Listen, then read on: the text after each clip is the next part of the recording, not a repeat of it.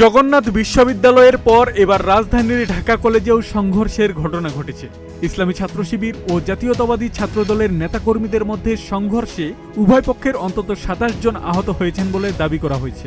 মঙ্গলবার ৪ আগস্ট দুপুর ১টার দিকে ঢাকা কলেজের ২ নম্বর গ্যালারিতে এ ঘটনা ঘটে।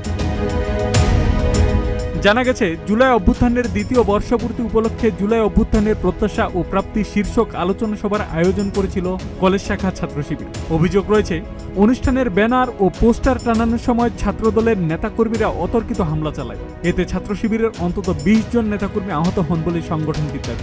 আহতদের মধ্যে শাখা ছাত্র শিবিরের অর্থ সম্পাদক আব্দুল মালেককে গুরুতর অবস্থায় পপুলার মেডিকেল কলেজ হাসপাতালে ভর্তি করা হয়েছে।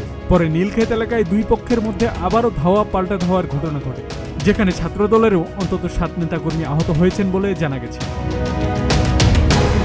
কলেজ শাখা ছাত্র শিবিরের অর্থ সম্পাদক মামুন শেখ দাবি করেন, পূর্ব ঘোষিত কর্মসূচির অংশ হিসেবে তাদের নেতাকর্মীরা শান্তিপূর্ণভাবে পোস্টার লাগাচ্ছিলেন।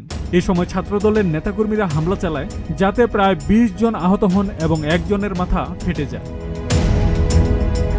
আব্দুস সালাম, প্রজন্ম ২৪।